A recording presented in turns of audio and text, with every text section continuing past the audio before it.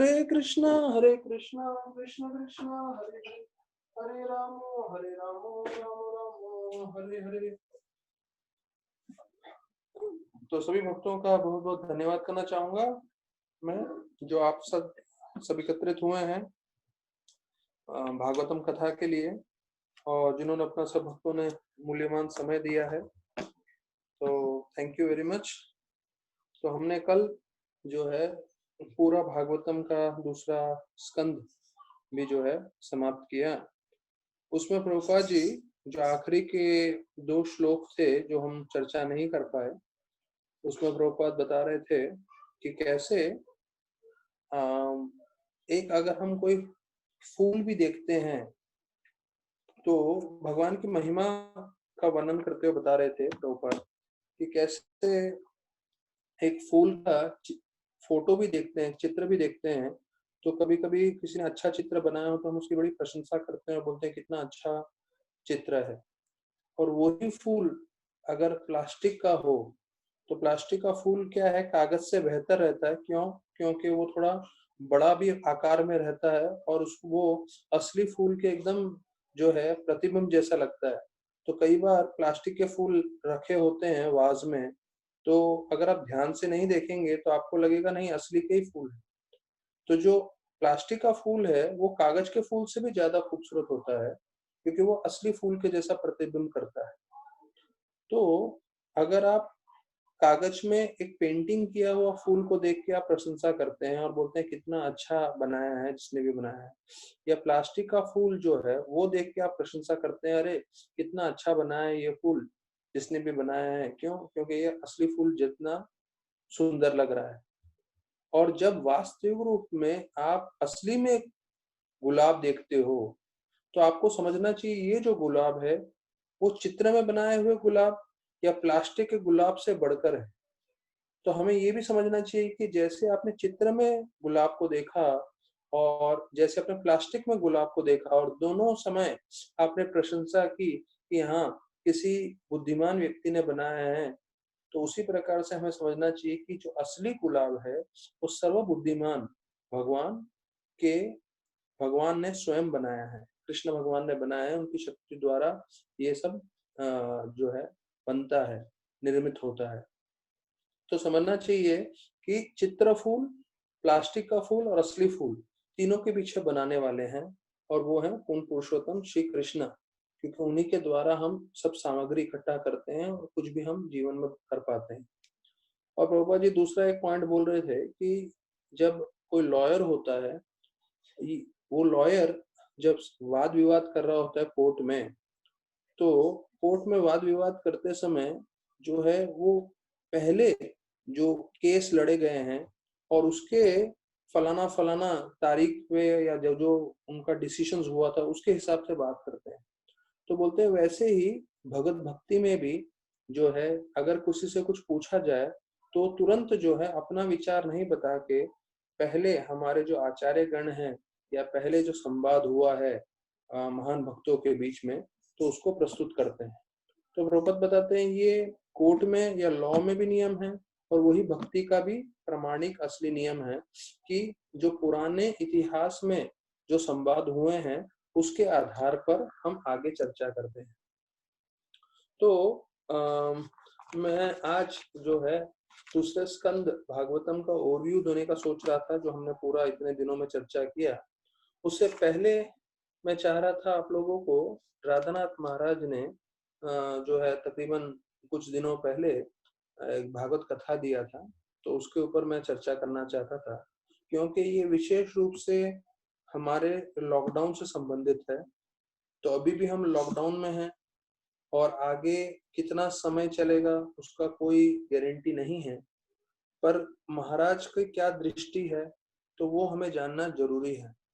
तो महाराज को जो है भागवतम का पहला स्कंद 19वां अध्याय 15वें श्लोक से बोला था चर्चा करने के लिए, और उसके अंदर जो है महाराज परीक्षित और सुखदेव गोस्वामी का वर्णन आता है और बताया जाता है कि कैसे हमने कथा पूरी सुनी हुई है कि कैसे महाराज परीक्षित को श्राप मिला था और उनको मृत्यु होने वाली थी।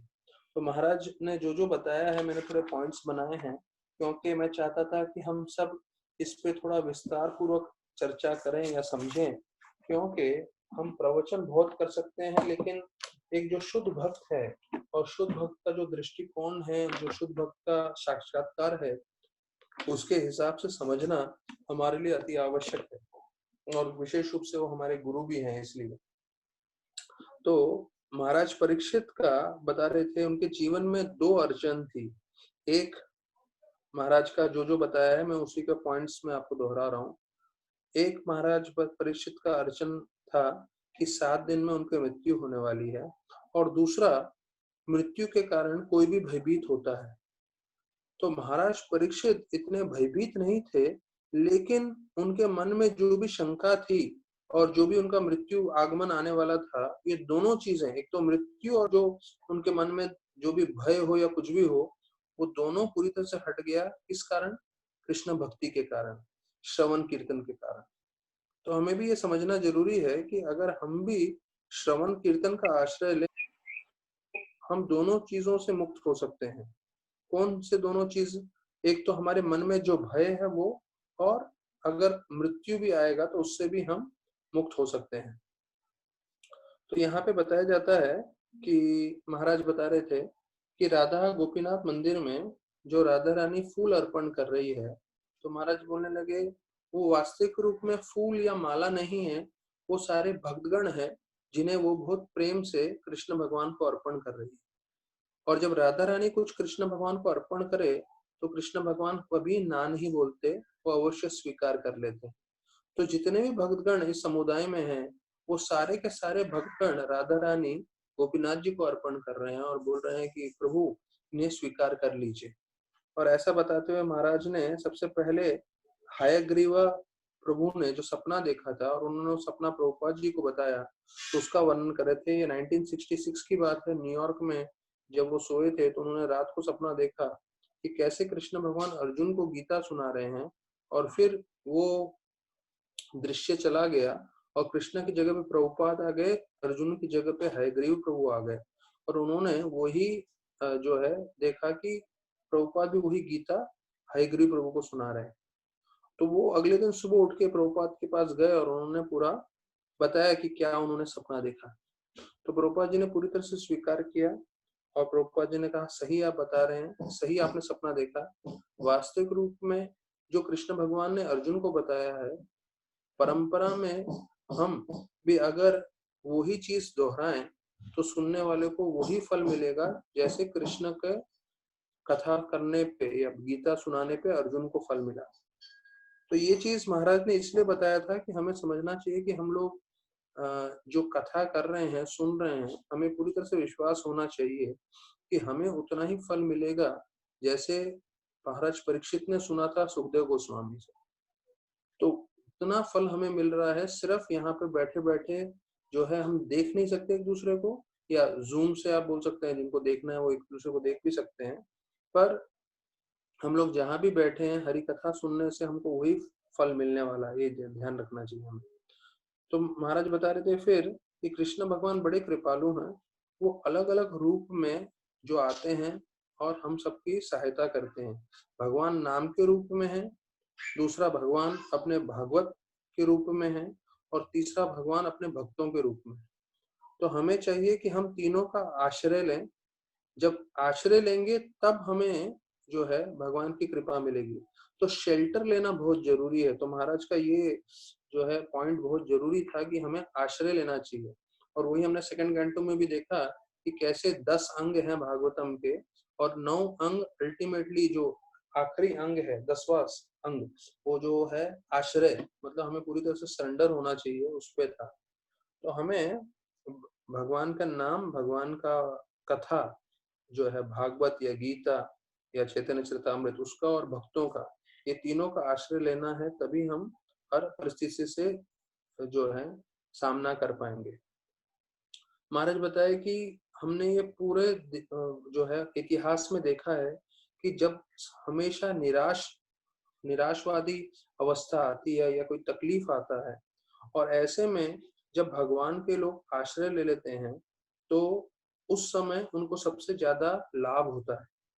और हम लोग भले ही शारीरिक रूप से न हो साथ में, लेकिन हम ध्वनि से जुड़े हुए हैं, मतलब आध्यात्मिक ध्वनि, ट्रांसेंडेंटल साउंड से हम लोग जुड़े हैं। तो अभी भी अगर हम देखें तो हम लोग शारीरिक रूप में साथ में नहीं बैठे हैं, लेकिन हम भगवान की भक्ति के द्वारा, भगवान की ध्वनि के द्वारा एक साथ जुड़े हुए हैं। तो हमारे जीवन में ये जो आध्यात्मिक ध्वनि है उसे बनाए रखना है। फिर भले ही जितनी भी बाधाएं आए, महाराज बोले, या फिर मृत्यु ही क्यों ना आए, वो हमें कभी अलग नहीं कर सकती। तो ये बहुत भारी चीज महाराज ने बोला, क्योंकि महाराज ने ये बताया कि भले ही हमारे जीवन में मृत्यु ही क्यों ना आ जाए, हाँ, मृत्यु भी जो है हमें, जो है बचा, हमें अलग नहीं कर सकती है। क्यों?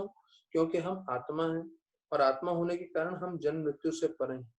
तो हम ये जो आध्यात्मिक ध्वनि है, मतलब भगवान की हरि कथा है, हरि कीर्तन है, उससे अगर हम जुड़े रहेंगे तो मृत्यु के पश्चात भी जो है हम भगवान से ही जुड़े रहेंगे। और जो है हम शारीरिक रूप से भले ही ये शरीर का अंत हो जाएगा, लेकिन हम आध्यात्मिक रूप से भगवान के पास जुड़ जाएंगे, और जो है हमारी आध्यात्मिक जीवन चलती रहेगी। इसलिए सबसे मुख्य चीज हमारे जीवन में ये है कि ये जो आध्यात्मिक ध्वनि है वो जो है कभी छूटे नहीं, टूटे नहीं। ये आध्यात्मिक ध्वनि भी बोल सकते हैं, या इसको भक्ति भी बोल सकते हैं।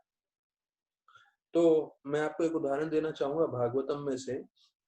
दधीची जो है छठे स्कंद भागवतम में आता है कि कैसे देवताओं को वृत्तासुर का अंत करना है, तो सब विष्णु के पास जाते हैं। तो ये बार बार एक ही प्रसंग आता है कि जैसे ही देवताओं पे मुश्किल आती है, परेशानी आती है, वो तुरंत विष्णु भगवान के पास जाते हैं। और प्रभुपाद जी भी इसी बात की पुष्टिकरण करते हैं कि जब भी भक्तों के जीवन में भी प्रॉब्लम आता है, वो भगवान के पास जाते हैं और तीव्रता से भक्ति करते हैं, प्रार्थना करते हैं, जिससे उनके प्रॉब्लम्स का अंत हो जाए और भगवान का कृपा मिले। तो वृत्रासुर का अंत करना था, इसलिए सारे के सारे देवतागण विष्णु के पास गए, और विष्णु भगवान ने ये बोला, आप दधीची ऋषि के पास जाइए और उनको बोलिए कि वो शरीर त्याग दें, और उनके शरीर के जो हड्डियां हैं उससे आप एक वज्र बनाइए, जो विश्वकर्मा जी बनाएंगे आपके लिए, और वो वज्र से वृत्रासुर का अंत हो सकता है। तो अब देखिए, दधीची भी भगवान के भक्त हैं, और सारे देवतागण आ गए दधीची के पास। तो दधीची को एक चीज समझ में आ गया कि अभी ये लोग आए क्यों हैं मेरे पास, क्योंकि उन्होंने उनका उद्देश्य भी बताया कि विष्णु भगवान ने भेजा है हमें कि आप अपना जो है शरीर त्याग दें, और शरीर त्याग के आपकी हड्डियां हमें लगेंगी वृत्रासुर का अंत करने।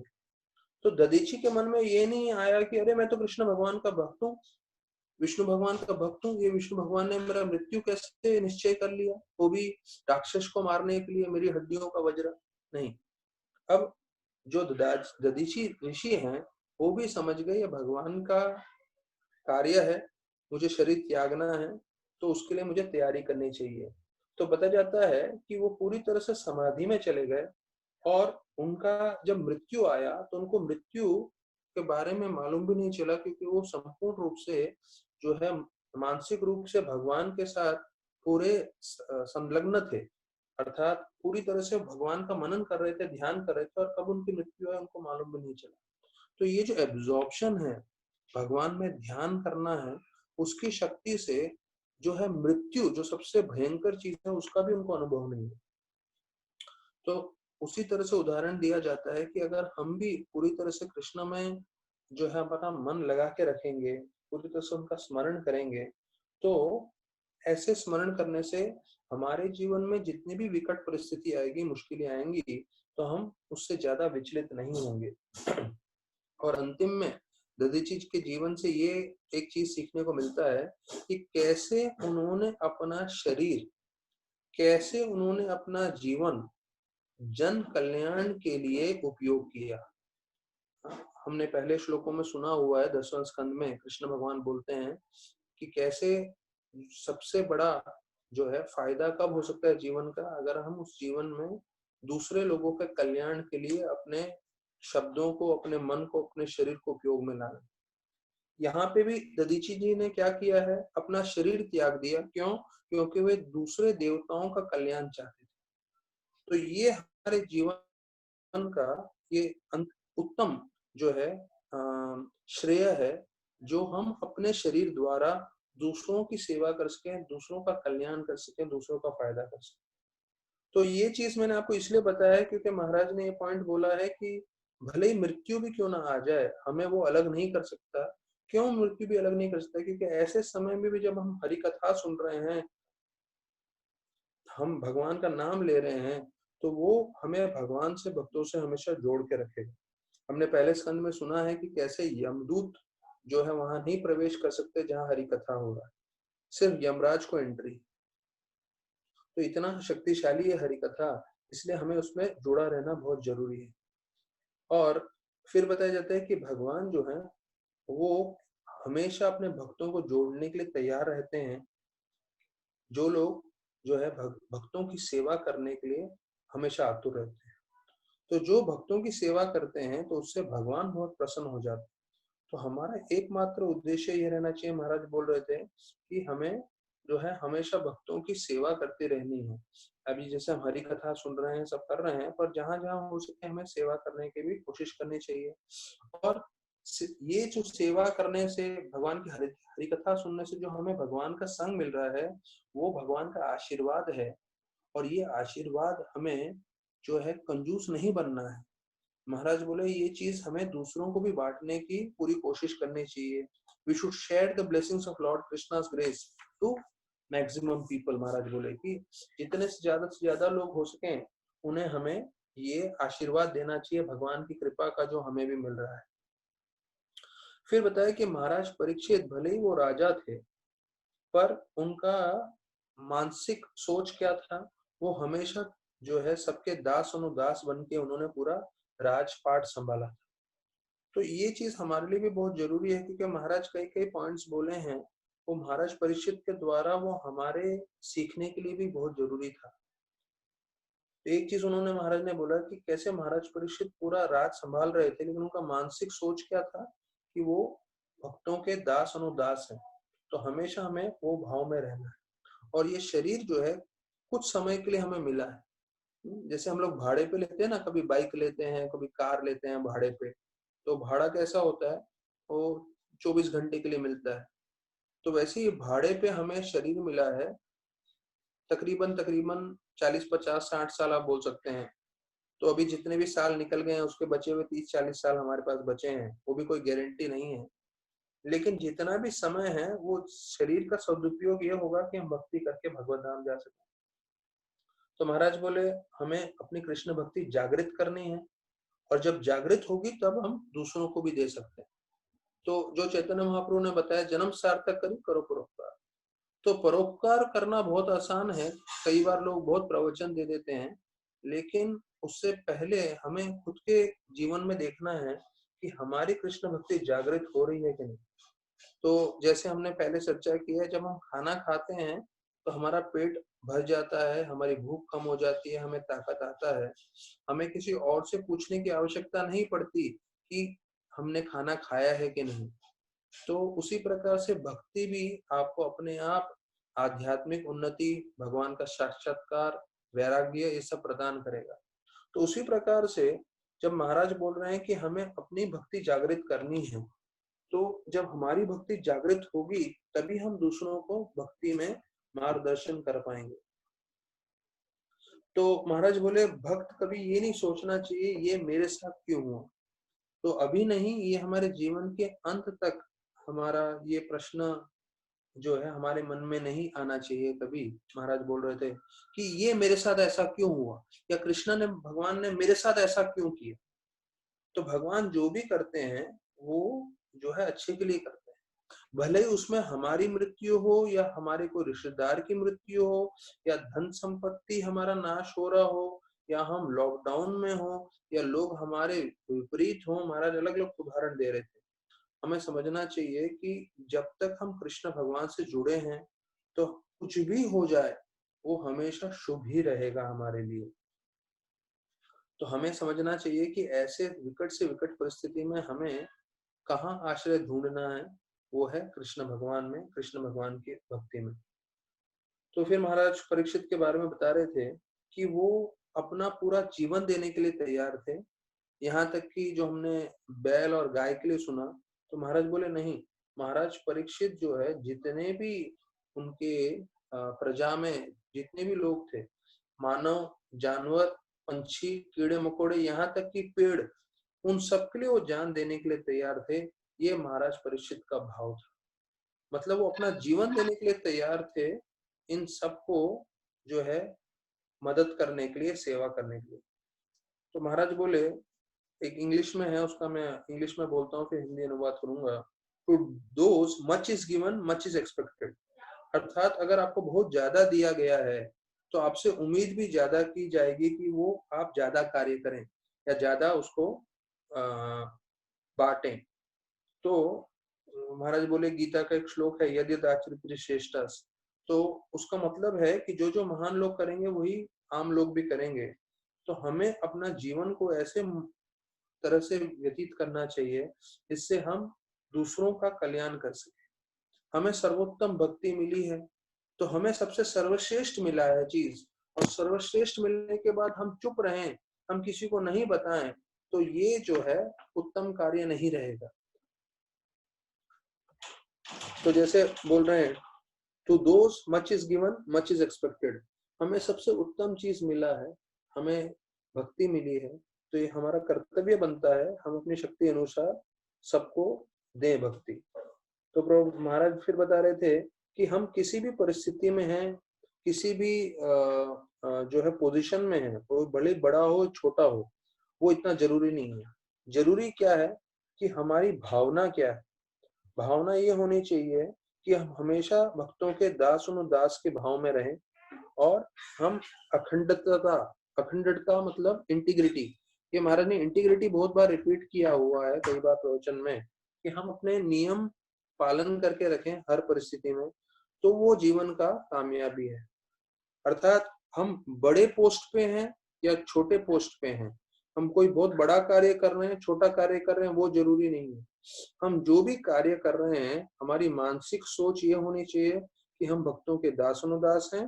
दूसरा, हम वो हर कार्य करते समय जो है हम 4 नियमों का पालन हमेशा करते रहें दास अनुदास के भाव में, ये बहुत जरूरी है।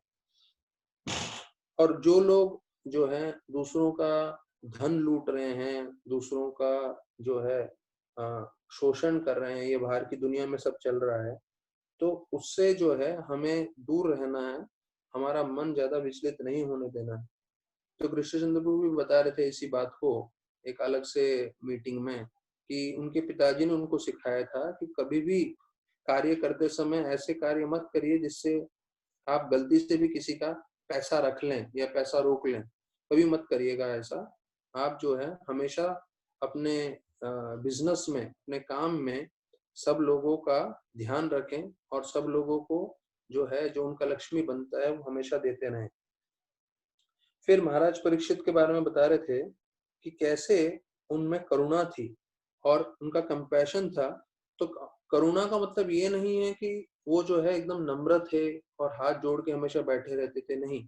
जब युद्ध करने की बात आई, जब कली का अंत करने की बात आई, कली को मारने की बात आई, तो उनकी वो करुणा थी।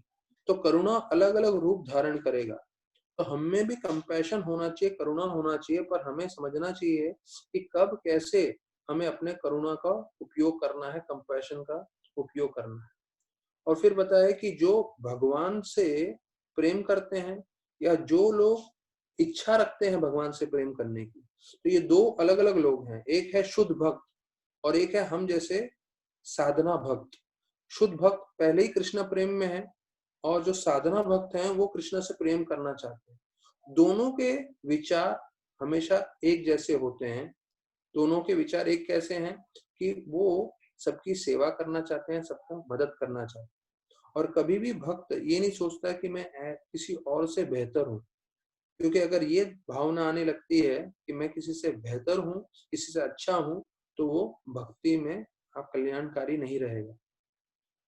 तो चैतन्य महाप्रभु ने ये भी यही चीज बताया है कि हमें गोपीर पद कमले और दास अनुदास का भाव में रहना चाहिए, क्योंकि वो खुद बोलते थे मैं इस भाव में हूँ, गोपियों के दास हूँ, दास के भाव में रहता हूँ मैं। तो महाराज बार बार पहले 2-3 बार बता चुके हैं, अभी गोपियों के भाव से बता रहे हैं कि हमारा मन हमेशा दासत्व पे रहना चाहिए कि भक्तों के दास। और फिर वही मैंने बताया था कि महाराज तकरीबन हर अपने प्रवचन में त्रनादपि सुनिचेना तरुरपि शैषुना अमानि न मान देना कीर्तन सदा, ये श्लोक बोलेंगे ही, क्योंकि ये हमारा जीवन का सबसे मुख्य जो है श्लोक है, जिसके जिसके अनुकरण करके, अपने जीवन में उसका अनुसरण करके जो है हम अपना जीवन बिता सकते हैं। तो महाराज बोले ये श्लोक असली में जो है इट्स लीडरशिप, एंड दिस श्लोक is actually the right wisdom, अर्थात सबसे बड़ी बुद्धिमत्ता, सबसे बड़ा इंटेलिजेंस मतलब इस श्लोक के द्वारा है। अगर आप अपने आप को बुद्धिमान समझते हो तो ये श्लोक अपनाना चाहिए, और अगर कोई लीडर है, नेतृत्व किसी को करना है, तो इस श्लोक के द्वारा करना चाहिए, तनादपि सुनिचेना के हिसाब से। तो महाराज बता रहे थे कि जीवन की कामयाबी कब होगी, कि जब हम जीते हुए या मरते हुए कृष्ण भगवान को याद कर सके, इन लाइफ और इन डेथ। क्योंकि अगर हम जीते समय याद करेंगे तो हम कृष्ण के संग में हैं, और अगर हम मरते समय कृष्ण को याद करते हैं तो हम जो है सीधा भगवत धाम पहुंचते हैं। और बताया जाता है कि जो कर्मी व्यक्ति होता है, वो कर्मी व्यक्ति के लिए जब मृत्यु बोले तो उसके लिए सब कुछ अंत हो जाता है, उसका शरीर का अंत होने वाला है, उसके रिश्तेदारों का साथ उसका अंत होने वाला है, उसने जितना धन इकट्ठा किया है, उसका घर परिवार सब कुछ ले जाने वाला है। तो जो अभक्त होता है उसके लिए मृत्यु बोले तो सबसे दर्दनाक होती है। क्यों? क्योंकि उसने जीवन में जिसके लिए उसने सब मेहनत किया है सब कुछ जाने वाला है। लेकिन भक्त के लिए वही मृत्यु जो है भगवत धाम का दरवाजा खोलता है, और जिसके भक्ति करने से वो नित्य काल के लिए eternally he can enter into the spiritual kingdom, मतलब नित्य काल के लिए वो भगवत धाम प्रवेश करने वाला है, और वो एकदम आनंदित हो जाता है। तो ये हम सबके लिए जानना जरूरी है, क्योंकि हम सबका समय आने वाला है मृत्यु का। हो सकता है वो एक पल बाद आए, या हो सकता है वो 50 साल के बाद आए, लेकिन आएगा अवश्य।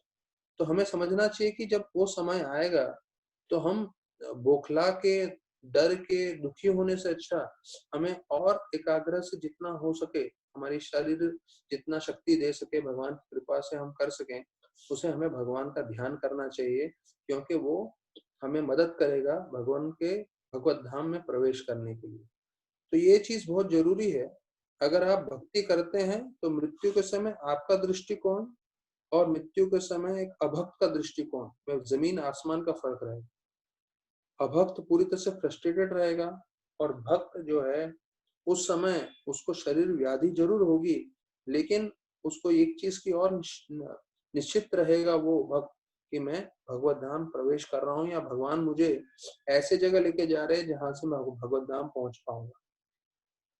तो महाराज बोल रहे थे कि जब तक हम जीवित हैं हमें समझना चाहिए कि हमारा पल पल बहुत मूल्यवान है, और ऐसा एक एक पल हमें कृष्णा भक्ति में बिताना है, और जो है गलत चीजों में नहीं डालना चाहिए। तो बताया जाता है जब महाराज परीक्षित का अंतिम समय आ रहा था तो जितने भी साधु गण थे वो वहां पहुंच गए थे। तो वो किस उद्देश्य पहुंचे थे? दो उद्देश्य था। एक, वो सम्मान देना चाहते थे महाराज परीक्षित को, क्योंकि वो एक तो कृष्ण के वंश में थे और वो इतने महान भक्त भी थे, तो वो सम्मान देना चाहते थे, आदर देना चाहते थे। और दूसरा, साधु जितने भी आए थे वो मदद करना चाहते थे महाराज परीक्षित को, कि वो कृष्ण को याद कर सके, कृष्ण भक्ति कर सके। इसलिए इतने सारे साधु गण जो है इकट्ठे हुए थे। हमने अपनी कथाओं में सुना है, एक एक जो है वशिष्ठ मुनि, विश्वामित्र मुनि, नारद मुनि, व्यासदेव, वो सब हमने चर्चा किया हुआ है, और मैं जस्ट महाराज ने जो बताया वो बता रहा हूँ। और तब जो है महाराज परीक्षित जो है जितने भी साधुगण आए थे उनको दंडवत प्रणाम कर रहे थे। तो जो दंडवत प्रणाम करने का पद्धति है उसके बारे में महाराज बता रहे थे कि कितना महत्वपूर्ण है किसी को प्रणाम करना। जब आप किसी के सामने सर झुकाते हो, ये बहुत महत्वपूर्ण कार्य है। महाराज बता रहे थे कि कलयुग के प्रभाव से क्या होता है, हम लोग सब चीज को जो है आम मान लेते हैं। ये कलयुग का जो है स्वभाव है कि हम महत्वपूर्ण चीज को भी आम मानते हैं, पर जब हम सामने वाले व्यक्ति को दंडवत करते हैं, प्रणाम करते हैं, सर झुकाते हैं, तो उसका मतलब ये है कि मैं ऐसे व्यक्ति को अपने हृदय में स्वीकार कर रहा हूँ और मैं उसको पूरी तरह से सम्मान दे रहा हूँ, प्रणाम कर रहा हूँ। और जो दंडवत ले रहा है तो वो भी उसी प्रकार से सोचता है कि जिसने मुझे दंडवत दिया है, मैं उसको अपने हृदय में स्वीकार कर रहा हूँ, मैं उसको अपना बना रहा हूँ। तो देखिए, दंडवत करने की जो विधि है, अब राधानाथ महाराज के मुख से सुनते हैं तो कितना अलग लगता है कि जब हम प्रणाम कर रहे हैं तो प्रणाम करते समय एक दूसरे के बीच में जो आदान प्रदान, वो ये ऐसा होता है कि हम एक दूसरे को पूरी तरह से स्वीकार कर लेते हैं और पूरी तरह से सम्मान देते हैं और आशीर्वाद देते हैं। जो दंडवत ले रहा है वो पूरी तरह से आशीर्वाद देता है और अपने हृदय से पूरी तरह से प्रेम ऐसे भक्त को देते हैं। तो महाराज बता रहे थे कि दंडवत बहुत मुख्य चीज है। भक्ति में हम जो भी कर रहे हैं हमें समझना चाहिए कि ये बहुत महत्वपूर्ण है और हमें ध्यान पूर्वक करना चाहिए। फिर बताते हैं कि महाराज परीक्षित जो है बहुत कृतज्ञ थे। अभी 7 दिन में वो उनका देहांत होने वाला है, तो कृतज्ञ कैसे हो सकते हैं? वो कृतज्ञ इसलिए थे कि उन्हें 7 दिनों के लिए साधुओं का संग मिला। तो ये चीज बहुत जरूरी है कि हमारे जीवन में अभी जो कुछ भी बुरा हो रहा है वो एक तरफ है, लेकिन हमें जो साधुओं का संग मिला है उसके लिए हमें हमेशा खुश रहना चाहिए और हमेशा हमें कृतज्ञ रहना चाहिए। फिर महाराज ने वही श्लोक ब्रह्मा जी का बताया जो मैंने बताया था, बहुत बार कोट किया गया है प्रभुपाद के द्वारा। उन्होंने वापस सत्य अनुकंपा सुमिक्षमानो भुंजाना एवात्मा हितम विपाकम हिद्वा गोपुबीर विदिन नमस्ते जीवे तो यो मुक्ति पदे स्थाय। तो वही श्लोक बताया महाराज ने और बताया गया कि 3 चीज में महाराज ने इसको स्पष्ट कर दिया इस श्लोक में कि हमारे जीवन में तकलीफें, परेशानी, मुश्किलें, रिवर्सल्स आएंगे, पर ऐसे परिस्थिति में हम सर झुका के भगवान की भक्ति करें और हम कृतज्ञ रहें भगवान से, तब हम भगवत धाम जा सकते हैं। तो सिर्फ एक तरह से देखा जाए 2 स्टेप में आप भगवत धाम जा सकते हो। जब हमारे जीवन में अच्छा हो रहा हो या बुरा हो रहा, हम दोनों परिस्थिति में जो है भगवान के सामने सर झुका के कृतज्ञ होके भक्ति करते रहें तो हम भगवत धाम जा सकते हैं। तो ये चीज हमें ध्यान रखना है। तो महाराज बता रहे थे कि उनको लग रहा था मेरा बहुत भाग्य है, क्यों? क्योंकि मैं भक्तों के संग में हूँ, साधुओं के संग में हूँ और ऐसे साधुओं के संग में मुझे श्रवण करने मिलेगा। तो फिर महाराज परीक्षित बताए कि जो हमने चर्चा किया हुआ है कि जीवन का एकमात्र मेन उद्देश्य क्या है कि हमें भगवान की भक्ति कर पाए, भक्तों से मैत्रिता बनाए रखें और बाकी सब आम जीव पे हम कृपा कर सकें। तो ये 3 चीज अगर हमें प्राप्त होगी तो हमारा जीवन सार्थक है। तो महाराज परीक्षित भी वही बोलते हैं कि अगर मुझे फिर से जन्म भी लेना पड़े तो मुझे कृष्ण भगवान से आसक्ति हो, भक्तों के साथ मेरा मैत्री हो और जो अभक्त हैं उनके प्रति मैं करुणा दिखा सकूं और उनको मैं भक्ति से जोड़ सकूं। तो महाराज ने भी वही बताया। और बोलते हैं जो श्रीमद् भागवतम है वो सबसे बड़े मुश्किल परिस्थिति में, अर्थात महाराज परीक्षित का मृत्यु होने वाला था, इतने विकट परिस्थिति में भागवतम बताया गया, बोला गया। तो भागवतम का देखिए उत्पत्ति कहाँ हुई थी? सबसे बड़े प्रॉब्लम के बीच में। तो वैसे ही हमें समझना है कि प्रॉब्लम हमेशा चलता रहेगा, लेकिन हमें जो है भागवत से जुड़े रहना है, कृष्ण भगवान से जुड़े रहना है। और ऐसा बोलते हुए गोपीनाथ पटनायक की कहानी बताई चैतन्य चरितामृत से महाराज ने। और जब उसका पूरा कहानी विस्तार में है तो उनके जो घोड़े हैं वो बेचना चाहते थे और जो प्रताप रुद्र के पुत्र थे वो जो है, महाराज ने इतना डिटेल में नहीं बताया, मैं आपको जस्ट थोड़ा उसकी कथा का दूसरा एंगल बता रहा हूँ कि जो प्रताप रुद्र का पुत्र था वो घोड़े खरीदने के लिए गया और उसने बहुत कम दाम बताए। तो गोपीनाथ पटनायक ने उसको शब्द बोले और वो शब्द सुन के वो जो है बहुत विचलित हो गया। अब क्या हुआ था, जो प्रतापरुद्र का पुत्र था उसका एक प्रॉब्लम था, वो अपना गर्दन घुमा घुमा के आसमान की तरफ कभी कभी सर से ऐसा करके ऊपर करके देखता था। तो इसको इडियोसिंक्रेसी करके बोलते हैं इंग्लिश में। मतलब एक किसी व्यक्ति की एक आदत होती है बिना बात के सर घुमाना, आसमान की तरफ देखना। तो ऐसा वो जो है युवराज करता था। तो गोपीनाथ पटनायक ने टोंट मारते हुए बोल दिया, मेरे घोड़े के इतने कम दाम दे रहे हो, इन घोड़ों को प्रॉब्लम नहीं है, ये सर घुमा घुमा के आसमान की तरफ नहीं देखते हैं। तो जब ऐसे कटु वचन बोले तो ये जो युवराज था वो इतना क्रोधित हो गया, बोला गोपीनाथ पटनायक का जो है उसको चांगा पे चढ़ा दिया जाए, इसका प्राण ले लिया जाए, मतलब इसको मार दिया जाए। तो एक चीज हमें ध्यान रखना है कि हमारे शब्दों का बहुत प्रयोग करना है। जहां तक कि आप भागवत का प्रयोग करेंगे, अर्थात अपनी जीवा से जितना हरि कथा बोलेंगे, तो बोलने के बाद आपका भी कल्याण होगा, सामने वाले का भी कल्याण, भले ही उसमें टूटियां हो। और बाहर की दुनिया में आप अच्छे से अच्छे शब्द बोल दो, कहीं एक जगह गड़बड़ हो जाए तो देखो कैसे मृत्यु के घाट उतार देते। तो महाराज बता रहे चांगा मतलब उसको ऐसे लटकाते हैं और फिर जब उसको नीचे फेंकते हैं तो वहां नीचे बड़ी बड़ी तलवारें होती है। तो ऐसे समय गोपीनाथ पटनायक जो है, गोपीनाथ पटनायक के जो पिता थे वो पिछले जन्म में पांडु थे, और पांडु के जैसे 5 पुत्र थे वैसे गोपीनाथ पटनायक के 4 और भाई थे, वाणीनाथ मिश्रा, रामानंद राय, ये सब। तो जब उनको ऐसा चांगे पे चढ़ा दिया गया तो वो भगवान चैतन्य महाप्रभु से प्रार्थना कर रहे थे। तो हमने देखा कैसे गोपीनाथ पटनायक को चांगा पे चढ़ा दिया गया था युवराज के द्वारा। और ऐसे परिस्थिति में गोपीनाथ पटनायक प्रार्थना करने लगे। तो उन्होंने क्या प्रार्थना की? उन्होंने ये नहीं बोला कृष्ण भगवान से या चैतन्य महाप्रभु से, आप मुझे ऐसी विकट परिस्थिति से बचाइए, मेरी जान बचाइए।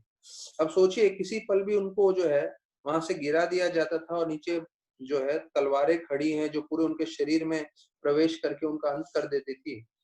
तो ऐसे मृत्यु के समय में भी उन्होंने भगवान से ये नहीं प्रार्थना किया कि आप मुझे इस मृत्यु से बचाइए। उन्होंने क्या प्रार्थना किया? उन्होंने ये प्रार्थना किया कि आप मुझे इतना आशीर्वाद दीजिए कि मैं सदैव आपका स्मरण कर सकूं, आपको हमेशा याद कर सकूं। तो देखिए ये जो चैतन्य चरित्रामृत की लीला है उससे हमें समझना चाहिए कि हमें ये नहीं प्रार्थना करना चाहिए भगवान आप मुझे बचाइए बचाइए बचाइए, नहीं, क्योंकि अंतिम समय तो आने ही वाला है हमारा। पर हमें ये प्रार्थना करना चाहिए कि हम हमेशा कृष्ण भगवान की स्मरण कर सके। और वही जो है गोपीनाथ पटनायक जी ने भी किया। और तब प्रताप रुद्र महाराज को मालूम चला कि कैसे उनको सूली पे चढ़ा दिया गया है और चांगा पे जो है चढ़ा दिया गया है। तो तुरंत आए और उनको जो है उन्होंने उतारा और बोला हम कभी आपसे ऐसा नहीं कराना चाहते थे, ये मेरे युवराज की गलती है। और क्षमा मांगते हुए उनको जो है उनको एक ऊंचा पदवी भी दिया, उनका जो धन राशि था, उनका जो पगार है वो भी बढ़ाया, और उनको हर तरह से सम्मान दिया, उनको पगड़ी पहनाई, और फिर जो है उनको सम्मान पूर्वक वापस भेजा गया उस सेवा में। तो जब गोपीनाथ पटनायक का इतना नाम हो गया, सम्मान मिला, उनका धन बढ़ा दिया, पगार बढ़ा दिया, उनको पदवी भी ऊंची मिली, तो वो महाप्रभु से प्रार्थना करने लगे कि महाप्रभु ये आपने मुझे कृपा नहीं दी। अब देखिए ये है शुद्ध भक्त का सोच, उसके विचार। अब उनको धन ज्यादा मिल रहा है, उनको पदवी मिल रही है, पूरी तरह से जो है सम्मान मिला है राजा से, लेकिन वो चैतन्य महाप्रभु को बोल रहे हैं आपने मुझे कृपा नहीं दिया है, आपने असली कृपा तो मेरे दूसरे 2 भाइयों को दिया है, वो है रामानंद राय और वाणीनाथ राय। उनको क्या आपने मेरी कृपा दी है? उनको आपने भक्ति करने का अवसर दिया है, उनको आपने सेवा करने का मौका दिया है, तो ये है असली आपकी कृपा। अगर आप मुझे धन दे रहे हो, पदवी दे रहे हो, तो ये असली कृपा नहीं है। तो हमें ये समझना चाहिए असली कृपा भगवान की है जब हमें भक्ति करने का मौका मिले। धन मिलेगा तो वो भगवान की कृपा नहीं है। तो फिर महाराज बता रहे थे कि असली वैराग्य क्या है, चैतन्य महाप्रभु ने बताया। वैराग्य मतलब ये नहीं सोचना चाहिए कि मुझे ये छोड़ देना वो छोड़ देना है, नहीं। असली वैराग्य महाराज बता रहे थे कि जब हम पूरी तरह से भक्ति भाव से भगवान की सेवा करें, जब हम पूरी तरह से भक्ति में सघन पूरा तरह से मन लगा के जब भगवान की सेवा करेंगे, तो वो असली वैराग्य है। और महाराज वो बता रहे थे कि हमें आश्रय लेना चाहिए हरि नाम का और भागवत का, क्योंकि जब हम उनका आश्रय लेंगे भगवान का नाम के रूप में और भागवत के रूप में, तो जो सबसे बड़ी मुश्किल परिस्थिति भी है वो भी हमें मदद करेगी भगवान को याद करने के लिए और हम भक्ति में सार्थकता प्राप्त करने के लिए। तो ऐसे समय में जितना हम भगवान का स्मरण करते हैं तो फिर हम जन्म मृत्यु के जो चक्कर है, जो जन्म मृत्यु का जो बंधन है, उससे परे हो सकते हैं। और फिर बता रहे थे कि एक पल हमारी चेतना क्या है, वो बहुत महत्वपूर्ण विषय है, क्योंकि बहुत हो सकता है हम लंबे समय के जीवन जिए, लेकिन उससे ज्यादा महत्वपूर्ण है कि ऐसे समय जब हमने अपना पूरा जीवन व्यतीत किया, हमारी चेतना क्या है। तो हमारी चेतना जो है वो मुख्य है। इतना कितने साल जिए वो मुख्य नहीं है, वो भी उसी अध्याय में से था। तो बोलता है, महाराज बता रहे थे फिर अंतिम में कि कैसे हमें कृतज्ञ रहना चाहिए। तो ये जो परिस्थिति है उसके लिए हम कृतज्ञ नहीं हो सकते, लेकिन हम इसके लिए कृतज्ञ हो सकते हैं। क्यों? क्योंकि हम इस परिस्थिति में जब भक्ति कर रहे हैं तो कृष्ण भगवान हमारे लिए अभी भी रुके हुए हैं। कृष्ण भगवान हमसे आदान प्रदान कर रहे हैं ऐसे मुश्किल की परिस्थिति में। महाराज बोले कोरोना वायरस है, लॉकडाउन है, उसके लिए हम ग्रेटफुल नहीं हो सकते, लेकिन हम ऐसे परिस्थिति में इस बात के लिए ग्रेटफुल हो सकते हैं कि ऐसी परिस्थिति में भी हमें कृष्ण ने मौका दिया है कि हम भक्ति कर सकें, उनसे जुड़ सकें। और जितना तीव्रता से हम भक्ति करेंगे ऐसे मुश्किल की परिस्थिति में भी, तो हम जन्म मृत्यु के चक्कर से बाहर आ जाएंगे, कृष्ण के करीब पहुंचेंगे और भक्ति में लीन होने के कारण बाहर के वातावरण से हम प्रभावित नहीं होंगे। तो महाराज बोलते हैं डिवोटी समझते हैं कि ये सब परिस्थिति मुझे मदद कर रही है जिससे मैं ज्यादा से ज्यादा कृष्णा का स्मरण कर सकूं। तो हमें समझना चाहिए कि हमारी महानता क्या होगी जब हम हमारे इरादों में ईमानदारी रखें। महाराज इंग्लिश में बोले सिंसेरिटी ऑफ आवर इंटेंट, मतलब हमारे मानसिक सोच में, हमारे विचार में हम हमेशा ईमानदारी से कार्य करें, हम सेवा करें पूरे प्रेम भाव से, और वही जो सेवा भाव है जो हम प्रेम से कर रहे हैं वो हमारे शब्दों में और हमारे कार्यों में दिखना चाहिए।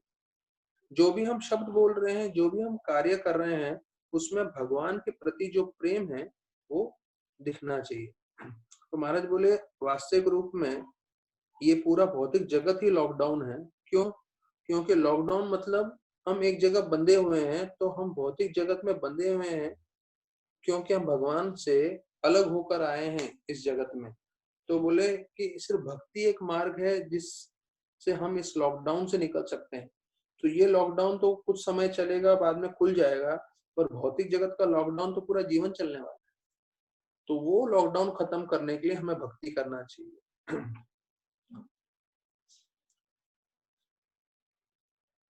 और फिर महाराज ने अंतिम में बताया कि भक्त जो है वो भगवान के आश्रय में लेके जो है आनंद भी प्राप्त करता है और साथ साथ भगवत धाम भी जा सकता है। तो भगवान का आश्रय पूरी तरह से लेने का जो है, अभी इस वक्त हम भगवान का आश्रय अच्छे से लेंगे तो हम हमेशा आनंदित रहेंगे, सुखी रहेंगे और भगवत धाम भी प्रवेश कर सकते हैं। और महाराज ने अंत में बताया कि हमें दूसरों के लिए भी प्रार्थना करना चाहिए।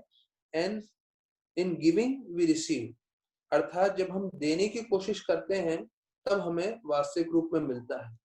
अर्थात जब हम दूसरों का कल्याण करने की कोशिश करें, दूसरों को मदद करने की कोशिश करें, दूसरों की सेवा करें, तो ऐसे समय में हमें भी कृपा मिलेगी और हमारा भी कल्याण होगा। तो ऐसे करके महाराज ने जितना मुझे पॉइंट्स याद रहा मैंने लिख दिया और बता दिया आप लोगों को। तो ये महाराज का प्रवचन था। अभी हम जो है थर्ड कैंटो में प्रवेश करेंगे। मैंने जो है उसके विदुर और मैत्रेय का जो चर्चा है वो हम करेंगे। उससे पहले मैं सोच रहा था कि जो हमने दूसरे स्कंद में पढ़ा है वो हम एक बार रिवाइज कर लेते हैं। नहीं तो पहले स्कंद का रिवीजन का मौका नहीं मिला, इसलिए मैंने एक दिन सिर्फ फर्स्ट चैप्टर में जाके बताया, पर हमें पूरा 19 चैप्टर्स के जो जो मुख्य चीजें हैं वो हमें रिवाइज करना चाहिए। यहाँ तक कि जो भक्तगण नोट्स निकाल रहे हैं उन्हें जो जो परपट में इंपॉर्टेंट पॉइंट्स लगे, अच्छे लगे हैं, उसका पूरा अलग से नोट बना के रखना चाहिए। जब मुझे समय मिलेगा तो मैं भी करूंगा वो, और आप लोग के साथ फिर शेयर करूंगा कि मतलब पूरा हमने कैंटो पढ़ लिया, लेकिन उसके अंदर कहाँ कहाँ प्रभुपाद जी ने बहुत मुख्य मुख्य, सब वैसे तो सब चीज बहुत जरूरी है, लेकिन कई शिक्षण जो दिए हैं जो हमारे रोजमर्रा की जिंदगी के लिए बहुत जरूरी है, तो वो सब हमें ध्यान करना चाहिए। तो इस बार मैं जब लास्ट अभी हम लोग के पास कुछ समय बचा है, मैं सिर्फ फर्स्ट पूरे सेकंड कैंटो के जो मुख्य श्लोक हैं उसके बारे में आपको मैं ओवरव्यू बता रहा हूँ। इन श्लोकों में दो चीजों का वर्णन है, एक या तो भक्ति करने के लिए बता रहे हैं सुखदेव गोस्वामी, या दूसरा भगवान का हरिनाम। तो एक तरह से दोनों देखेंगे वो एक समान ही है, क्योंकि अगर हमें जब भक्ति करना है तो वो हरिनाम जो है हरि कथा के द्वारा ही होगा। तो हमने बहुत बार अपने प्रवचन में सुना था, अभी ये कंक्लूड कर रहा हूँ। मैं चाहूंगा कोई नोट्स निकाल रहे हैं तो नोट्स निकाल सकते हैं कि कितने सारे श्लोकों में जो है यही चीज बताया है, श्रवण कीर्तन का महत्वपूर्णता बताई गई। तो ये हम दूसरे स्कंद के पहले अध्याय में है और उसमें 5वां श्लोक है, तस्मात् भारत सर्वात्मा भगवान ईश्वर हरि श्रोतव्य कीर्तितव्य च स्मर्तव्य च अभयम। तो इसलिए बताया जाता है, सुखदेव गोस्वामी बोल रहे हैं कि हमें जो है भगवान का श्रवण करना चाहिए, कीर्तन करना चाहिए, स्मरण करना चाहिए, तो हमें अभय की प्राप्ति होगी। ये 5वें श्लोक में बताया था। और फिर वही 11वें श्लोक में बताया गया है, एतान निर्विद्यमाना नाम इच्छताम अकुतो भयम योगी नाम निर्पनिर्णीतम हरे नामानुकीर्तनम। फिर से बता रहे हैं हरे नामानुकीर्तनम, कि हरि नाम का कीर्तन करना चाहिए, भागवत का कीर्तन करना चाहिए, श्रवण करना चाहिए। तो ये 2 हो गया। अभी हम जो है दूसरे अध्याय में जा रहे हैं। 33वें श्लोक में बताया गया है, वासुदेव भगवती भक्ति योगा यतो भवेत्। ये 33वां श्लोक है। उसमें फिर बताया गया है क्या है सबसे उत्तम, वो है वासुदेव भगवती, मतलब भक्ति करना। ये 3 हो गया। और फिर 36वें श्लोक में बताया, तस्मात् सार्वत्मा राजन हरिर सर्वत्र सर्वदा श्रोतव्य कीर्तितव्य च स्मर्तव्य भगवान नाम। तो सर्वत्र सर्वदा, तो ये देखिए ये जो श्लोक आया है अभी मैंने पढ़ा तो मुझे वापस से याद आ रहा है, चतुर्श्लोकी भागवत में आखिरी श्लोक वो आता है सर्वत्र सर्वदा। तो ये वापस से रिपीट हो रहा है कि क्या हमेशा हर समय और हर परिस्थिति में हमें क्या करना चाहिए, श्रोतव्य कीर्तितव्य स्मर्तव्य भगवान निर्नाम। तो जो नर हैं मतलब हम जैसे मानव हैं, उन्हें भगवान का श्रवण करना चाहिए, कीर्तन करना चाहिए, स्मर्तव्यो मतलब स्मरण करना चाहिए 36वें श्लोक में। तो ये चौथा आ गया। फिर जो है अभी हम तीसरे अध्याय में है, उसमें हमने सुना देवताओं की पूजा करने से कई कई चीजें मिलते हैं, लेकिन अगर हम कृष्ण भगवान की डायरेक्ट भक्ति करें तो हमें सब कुछ प्राप्त हो जाएगा, हमें देवताओं के पास जाने की जरूरत नहीं है। अकाम सर्व कामो वा मोक्ष कामोदारिधि तीव्रेन भक्ति योगिना यजते पुरुषम परम। ये था तीसरा अध्याय का 10वां श्लोक, जो है 5वां, कि आपका सभी काम हो या कोई काम ना हो, कोई इच्छा ना हो या मोक्ष की काम हो, तो अगर हम तीव्रता से भक्ति करें तो हम सब प्राप्त कर सकते हैं। ये 5वां पॉइंट है जो वापस से बता रहा है भक्ति करना, श्रवण कीर्तन करने के बारे में। अभी 6ठा पॉइंट आ रहा है, ये है चौथे अध्याय के 15वें श्लोक में। तो यद कीर्तनम यद स्मरणम यद इक्षणम यद वंदनम यद श्रवण यद अर्हनम। हाँ, तो ये बताया जाता है ये 6 के 6 चीजें जो है भगवान के लिए हमें करना चाहिए, और ये करने से हमारे पूरे पाप खत्म हो जाएंगे।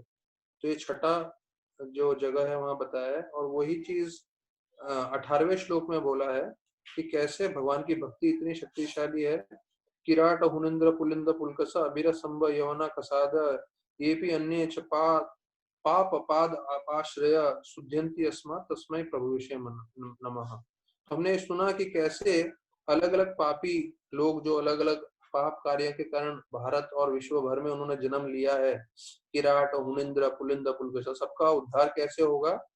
यद यद अपाश्रय आश्रय, जब वो भगवान के भक्तों का आश्रय लें, भगवान की भक्ति का आश्रय लें, तो शुद्ध्यंति तस्मै, तो उनका शुद्धिकरण हो जाएगा, उनको भगवान का पूरी तरह से आशीर्वाद मिलेगा। तो ये 7वां पॉइंट हो गया।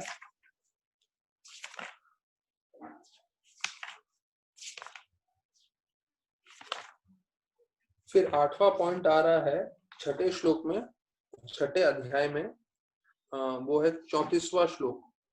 उसमें फिर बताया कि कैसे जो है ब्रह्मा जी बता रहे हैं कि उनके जो है कभी शब्द, उनका मन कभी विफल नहीं होता, कभी गलत कार्य में नहीं लगता। क्यों? क्योंकि उन्होंने भगवान की भक्ति और भगवान के चरण को अपने हृदय में धारण करके रखा है। और औत्कंठयावत शब्द का उपयोग हुआ है। हृदय में उन्होंने पूरी उत्कंठा, उत्कंठा मतलब पूरे उत्साह से जो है उनको स्मरण किया है, उनको याद कर रहे हैं, इसलिए उनका कभी जो है फेल नहीं होता, उनका शब्द, उनका मन। तो ये 8वां पॉइंट है जो वापस से हमें भक्ति करने के लिए प्रेरित कर रहा है।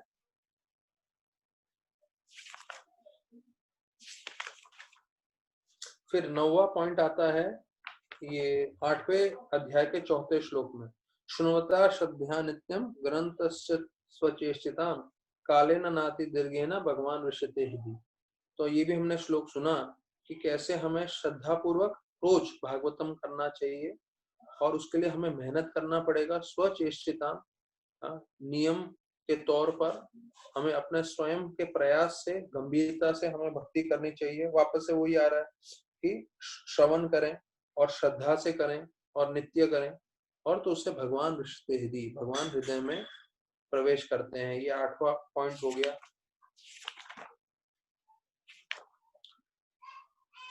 और 9वां पॉइंट जो है 36वें श्लोक में आ रहा है 9वें अध्याय में, कैसे सर्वत्र सर्वदा, जो चतुर्श्लोकी गीता में बताया गया है कि हमें हमेशा भक्ति करनी है, जिससे हम जो है भगवान की छत्र छाया में रहेंगे और भगवान की कृपा हमें बनी रहेगी। तो देखिए कम से कम 9 जगह पे हमने पूरा चर्चा किया कि कैसे भगवान का हरिकथा, हरिनाम पे हमें जोर देना चाहिए, हमें वो समझने की कोशिश करनी चाहिए। ये पूरे जो है सेकंड कैंटो में 9-10 जगह पे भक्ति, श्रवण, कीर्तन पे जोर दिया गया है।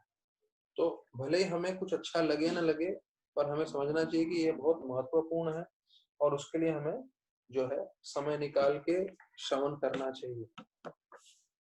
तो यही चीज जो है श्रीमद् भागवतम में, ये अभी दूसरा स्कंद हमने समाप्त कर लिया है, अभी हम तीसरा स्कंद प्रारंभ करेंगे।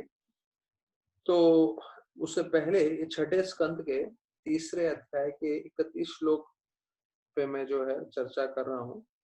उसमें बताया गया है, तस्मात् संकीर्तनम विष्णु जगन मंगलम अहम अहम अहम सा। तो जगन मंगलम, तो देखिए यही चीज बताया गया है जो अभी हमने दूसरे अध्याय में 9 जगह पे देखा कि कैसे भक्ति करनी चाहिए, श्रवण कीर्तन करना चाहिए। ये छठे स्कंद में भी आ रहा है कि कैसे संकीर्तन जो है वो जगत मंगल का कारण बनेगा। तो जैसे हमने बताया है कि भगवान की हरिकथा, भगवान की भक्ति आपके जीवन में मंगल लाएगी, और जितना आप भक्ति कर रहे हैं और दूसरों को प्रचार कर रहे हैं, उनके जीवन में भी मंगल लाएगी। यहाँ तक कि पूरे जगत में ये मंगलमय कर सकती है, इतना शक्तिशाली। महताम अपि कौरव्य विद्धि एकांत निष्कृतम। इसका मतलब ये है, ये जो है सुखदेव गोस्वामी महाराज परीक्षित को बता रहे हैं कि सबसे एकांतिका मतलब है सबसे परम, सबसे जो है उत्तम जो है चीज है वो है संकीर्तन यज्ञ, और उससे सब लोगों का कल्याण हो सकता है। जिन लोगों के पाप हैं वो पाप का भी नष्ट हो सकता है, और वो जो है शुभता पूरी विश्व में ला सकती है। कीर्तन ध्वनि महामंगल उठिला, चतुर्दश लोक भरी ब्रह्मांड भेदिला। तो यही चीज कृष्णदास कविराज गोस्वामी बताते हैं कि जब हम कीर्तन करते हैं, भले वो कीर्तन भगवान के हरिनाम का हो, भले वो कीर्तन भगवान के भागवत का हो, तो जब भी कीर्तन ऐसा होता है, कीर्तन ध्वनि महामंगल उठिला। यहाँ पे एक शब्द यूज किया है जगन मंगलम। जगन मंगलम मतलब पूरे जगत का मंगल होने वाला है, पूरे भौतिक जगत का, सिर्फ हमारा ही नहीं, पूरे भौतिक जगत का मंगल हो रहा है जब कीर्तन होता है। तो यहाँ पे प्रभु कृष्णदास कविराज गोस्वामी बताते हैं, चतुर्दश लोक भरी ब्रह्मांड भेदिला। महामंगल उठिला, तो महामंगल तो होगा, तो महामंगल सिर्फ हमें ये नहीं सोचना चाहिए कि सिर्फ जो बोलने वाला है और जो सुनने वाले हैं उनमें हो रहा है, नहीं। चतुर्दश लोक भरी, जो 14 लोक है उसको चतुर और दश करके बोला हुआ है, तो 14 लोकों में इस महामंगल का असर होगा। तो जैसे मैंने बताया कि हमें लग रहा है कि हम लोग जो हैं लॉकडाउन में जो थोड़े भक्तगण एकत्रित हुए हैं, जूम के द्वारा जो है कुछ कथा कर रहे हैं अपने आप को बिजी रखने के लिए, नहीं, ये जो है पूरे शास्त्र का सार है। हमने सुना पूरे सेकंड कैंटो भागवतम में पूरे जगह पे एक ही चीज पे जोर दिया गया है, हमें श्रवण करना है, कीर्तन करना है, स्मरण करना है, और ये उद्देश्य है। और ऐसे करने से भगवान प्रसन्न होते हैं, भगवान हमारे हृदय में निवास करते हैं। और ऐसे कार्य करने से यहाँ भागवतम और चैतन्य चरितामृत में दोनों जगह इस बात की पुष्टि कर रहे हैं कि जगत मंगलम, ये पूरे जगत का मंगल हो रहा होगा। तो अभी ऐसे कोरोना वायरस की परिस्थिति में जहाँ सब लोग पीड़ित हो रहे हैं, सब लोग परेशान हैं, सब लोग तकलीफ में हैं, तो जब हम हरि कथा कर रहे हैं, इस हरि कथा के असर से भगवान कृष्ण प्रसन्न हो रहे हैं। और जैसे भगवान कृष्ण प्रसन्न हो सकते हैं, तो वो लोगों का पूरी तरह से कल्याण कर सकते हैं। तो हम सब लोगों का कल्याण कर रहे हैं भागवतम सुन के और भागवतम की कथा पे चर्चा करके। तो ये जो है 3.31 था भागवतम का। आज हम तीसरा स्कंद भागवतम जो है वो भी प्रारंभ कर देते हैं। तो तीसरा स्कंद भागवतम में जो है शुरुआत में बताया गया है। हम भागवतम में प्रवेश करने से पहले मैं आपको बता दूं कि जो भागवतम है, हाँ, उसमें एक भक्त का प्रश्न था कि अगर हमारे में भौतिक इच्छाएं हैं या अलग अलग भाव जो हैं, भौतिक इच्छाएं होने के कारण हम प्रवेश कर सकते हैं कि नहीं तीसरे स्कंद भागवतम में। तो कल मैंने राधिका वल्लभ प्रभु से बात हुआ फोन पे, तो मैंने उनको पूछा कि ऐसा प्रश्न आ रहा है भक्तों का, तो उन्होंने बोला कि अगर आप प्रामाणिक रूप से, आपने फर्स्ट कैंटो पढ़ा है, प्रामाणिक रूप से भागवतम पढ़ा है पूरा स्टेप बाय स्टेप, और उससे पहले गीता पढ़ा है, तो आप थर्ड कैंटो में भी प्रवेश कर सकते हैं, उसमें कोई प्रॉब्लम नहीं है। तो जो राधिका वल्लभ प्रभु जो है विद्यापीठ में पढ़ाते हैं, सबसे वन ऑफ द प्रामाणिक टीचर्स में से हैं, तो उनसे कंफर्म करके मैंने ये चीज क्लियर कर लिया कि अगर आप जो है स्टेप बाय स्टेप पूरा फर्स्ट कैंटो पढ़ रहे हैं, पूरा step by step second canto पढ़ रहे हैं, तो आप थर्ड कैंटो में प्रवेश कर सकते हैं। तो पहले जो है 2 कैंटो जो है फर्स्ट और सेकंड कैंटो भगवान के चरण हैं। फिर जो तीसरा और चौथा कैंटो है भगवान के जांघे हैं, पैर का ऊपरी भाग। पांचवा कैंटो भगवान की नाभि है। छठा कैंटो भगवान का छाती है। सातवां और आठवां कैंटो भगवान के हाथ हैं। नौवा नाइन्थ कैंटो भगवान का गला है। 10वां कैंटो जो कृष्ण भगवान की पूरी लीला है वो भगवान का मुख है, चेहरा है। और 11वां कैंटो जो है भगवान का जो माथा होता है उसे बोलते हैं। और 12वां कैंटो भगवान का सर। तो ऐसे करके ये पद्म पुराण में श्लोक आता है, और वो श्लोक का वर्णन है कि कैसे भगवान स्वयं, अब हमने देखा उनका पूरा शरीर का आकार ये अलग अलग स्कंद के वर्णन से बताया गया है। तो बोलते हैं उसी प्रकार से पद्म पुराण में स्तुति की जाती है कि कृष्ण भगवान कैसे भागवतम के रूप में जो है प्रकट हुए हैं, जिससे लोगों का उद्धार हो सके, लोगों का कल्याण हो सके। तो जो है अभी हम जो है तीसरा स्कंद भागवतम का आपको मैं बता दूं, इसमें तीसरा स्कंद, हाँ, थर्ड कैंटो में जो है पहले हम उद्धव और विदुर का चर्चा करेंगे, और वही चर्चा चलते चलते पूरा सर्ग विसर्ग जो है कैसे सृष्टि का निर्माण हुआ है, पुरुष अवतार कौन से हैं, और माया और गुण अवतार कौन से हैं, उस सब के बारे में चर्चा करेंगे हम। और ब्रह्मा जी का प्राकट्य कैसे हुआ, वापस से चर्चा होगा। तो ये पहले 12 अध्यायों में है। तो पहले 4 अध्याय में विशेष रूप से उद्धव और विदुर जी का रहेगा चर्चा। तो वो उद्धव और विदुर जी जो मिले थे उसके बारे में पूछा था, लेकिन चर्चा है विदुर और मैत्रेय के बारे में। तो वो हम पहले 4 अध्याय में सुनेंगे, क्योंकि उद्धव जी जो हैं इतने उम्र में बड़े नहीं थे विदुर से, लेकिन मैत्रेय जी बहुत बड़े थे उम्र में। तो उसमें बताया जाता है मर्यादा व्यतिक्रमण हो जाता है कि आपसे उम्र में कोई बड़े हैं पर उसके सामने अगर आप बोल रहे हो, इसलिए उद्धव जी उनको मैत्रेय की तरफ जो है ऋषि की तरफ जाने के लिए बोलते हैं और मैत्रेय ऋषि से ये सब संवाद सुनते हैं। और इसमें वराह भगवान का जो अपीयरेंस है, मतलब उनका कैसे प्राकट्य हुआ था और कैसे उन्हें हिरण्याक्ष का अंत किया था, वो 13 से 19 अध्यायों में होगा। तो वो भी हम चर्चा करेंगे। और 21 से 24 जो है 21, 22, 23, 24 4 अध्याय में हम कर्दम मुनि का गृहस्थ आश्रम कैसे था उसका हम चर्चा सुनेंगे। और फिर अंतिम पड़ाव में 25 से 33 जो पूरा लास्ट पार्ट है थर्ड कैंटो का, उसमें जो कर्दम मुनि के पुत्र हैं कपिल देव, वो अपनी माता देवहूति को क्या शिक्षण देते हैं, तो वो हम पूरा चर्चा करेंगे। तो ये एक संक्षेप में है थर्ड कैंटो में हम क्या क्या चर्चा करने वाले हैं। तो अभी हम पहले अध्याय में हैं जहाँ विदुर जी प्रश्न पूछ रहे हैं। तो विदुर जी का जो है वैराग्य के बारे में महाराज परीक्षित जानना चाहते थे। तो सुखदेव गोस्वामी जो है विदुर जी ने क्यों अपना घर छोड़ा उसका वर्णन कर रहे हैं। तो मैं सिर्फ ओवरव्यू दे रहा हूँ, ओवरव्यू देने के बाद आप लोग एक एक श्लोक में ले जाके उसका चर्चा करेंगे। तो वहां पे फिर परीक्षित महाराज ने विदुर और मैत्रेय के बारे में क्या संवाद हुआ था उसका पूछ रहे हैं।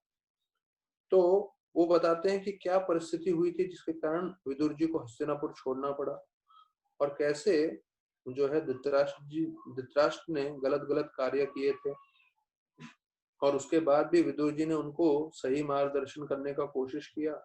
लेकिन उनके पुत्र दुर्योधन जो है उन्होंने बहुत बुरी तरह से विदुर जी का अपमान किया और अपमान करके उनको उनके राज्य से बाहर निकाल दिया। तो ये पूरा वर्णन आता है।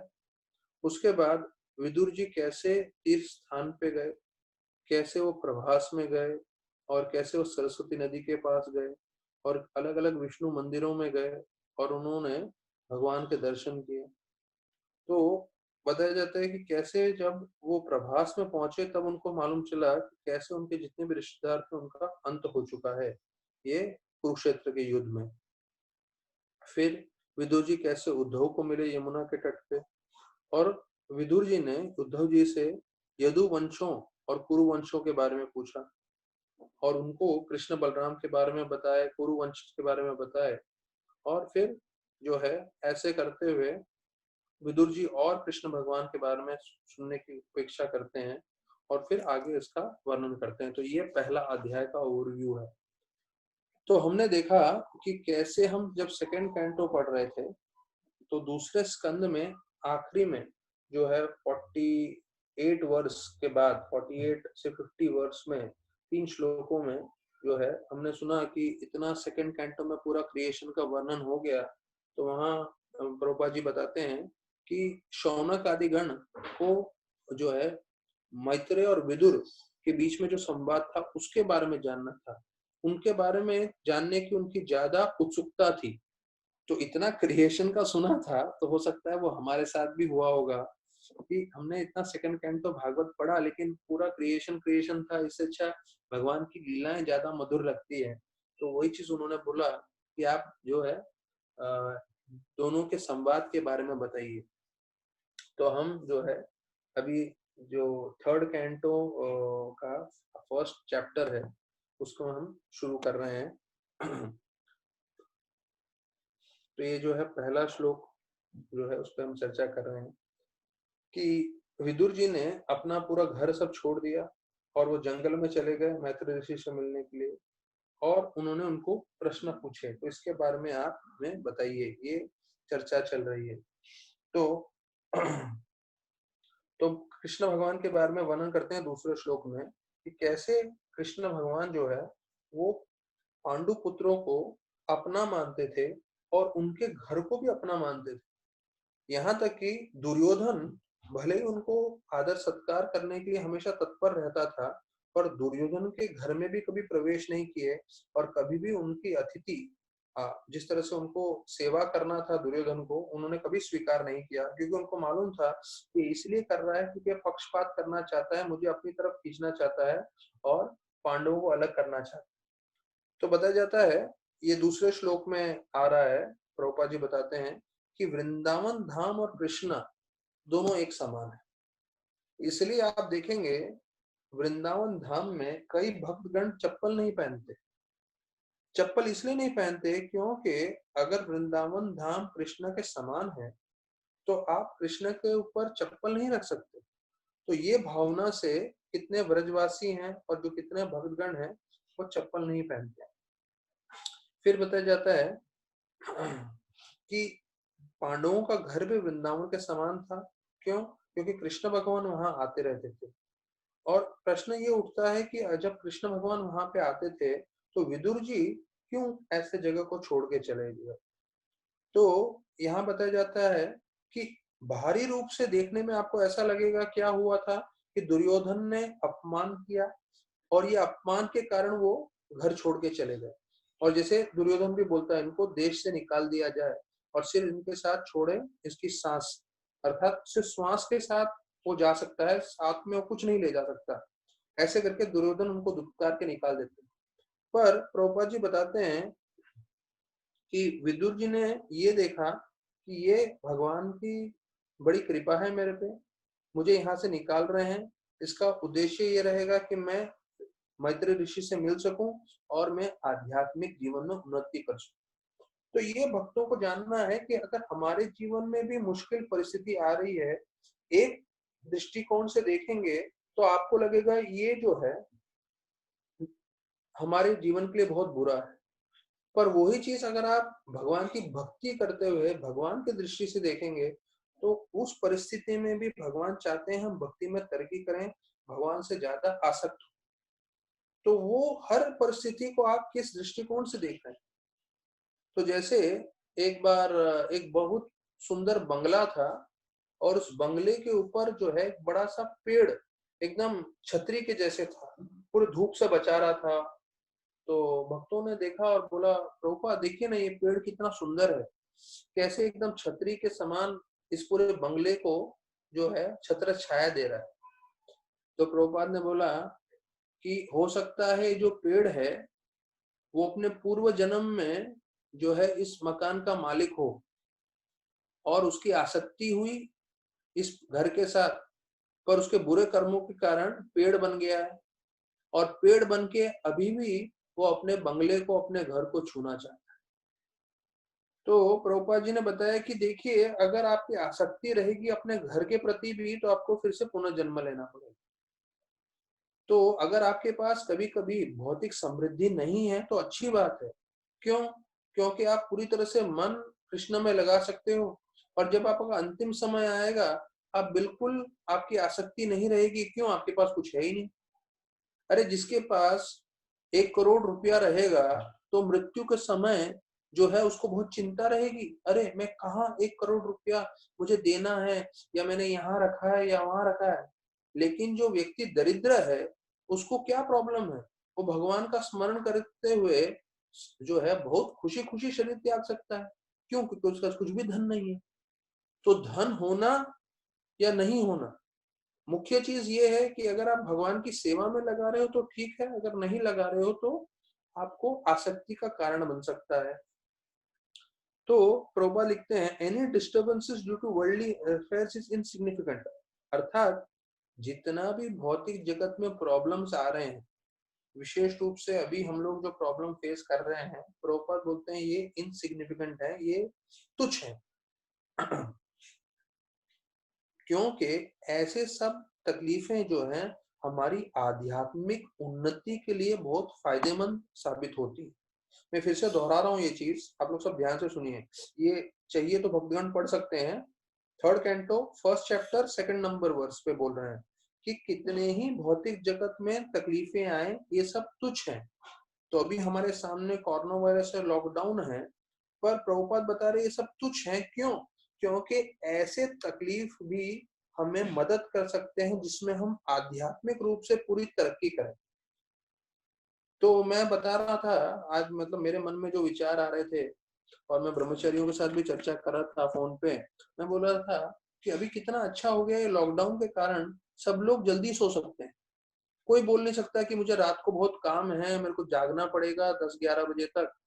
हाँ, चाहिए तो 9 बजे में सो सकते हैं, 8 बजे में सो सकते हैं और सुबह 4-5 बजे उठ सकते हैं और फिर पूरा ब्रह्म मुहूर्त में अच्छे से जप कर सकते हैं।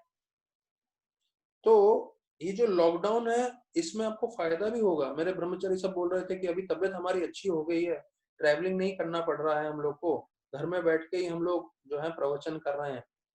तो आप देखें इसमें फायदे भी हो सकते हैं, हम किस दृष्टिकोण से देख रहे हैं उसके ऊपर वो निर्भर करता है ये चीज। तो मेरा यही रिक्वेस्ट रहेगा सभी भक्तों से, अभी लॉकडाउन है, अभी ये जो है मैं प्रभुपाद के सेकंड पर्पट के हिसाब से बोल रहा हूँ, मैं अपना दृष्टिकोण नहीं दे रहा हूँ। प्रभुपाद ने जो बोला है वो मैं दोहरा रहा हूँ कि कोई भी बड़े से बड़ा प्रॉब्लम होगा भौतिक जगत का, उसका आप चिंता मत करिए। ये सब प्रॉब्लम हमें आध्यात्मिक भक्ति में बढ़ाने के लिए है, और अगर हम आध्यात्मिक भक्ति में बढ़ गए तो हम बाद में बोलेंगे अच्छा हुआ ये प्रॉब्लम हुआ, इस प्रॉब्लम के कारण जो है मैं भक्ति में प्रगति कर पाया। तो अभी हमें मिला है 2-3 महीने से लॉकडाउन है, आगे भी चलेगा, तो हम सबको चाहिए कि हम ज्यादा से ज्यादा जप करें, ज्यादा से ज्यादा भागवत पढ़ें और दूसरों को भी सुनाएं, और साथ साथ जितना हो सके भक्तों की सेवा करें नम्रता से। अगर ये 3-4 चीज अगर हम ध्यान से करेंगे तो जैसा प्रभुपाद बता रहे हैं, ये लॉकडाउन, ये मुश्किल, ये परिस्थिति जो है कोरोना वायरस की, उसमें हम बहुत तरक्की करेंगे। ये हमारे आध्यात्मिक जीवन के लिए बहुत लाभदायक होगा। तो अभी हम तीसरे श्लोक से कल चर्चा करेंगे ठीक 4 बजे। बहुत बहुत धन्यवाद सभी भक्तों का जिन्होंने अपना समय दिया। हरे कृष्णा।